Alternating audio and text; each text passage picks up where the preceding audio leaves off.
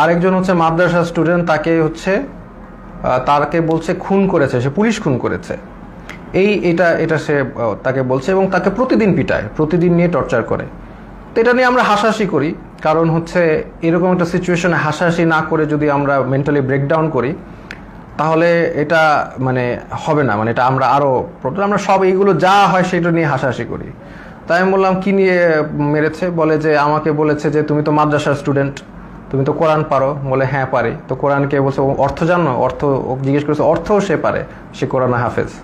তো তারপর বলে কোরআনে হাফেজ এই রবীন্দ্রনাথ না কার বই পড়েছো? সে বলছে পড়েছি। তো বলে পড়লা কেন? এই অন্য এই নন ইসলামিক বই পড়া তো হারাম, এটা বলে আবার টর্চার করলো, হাতে পায়ে পিটালো।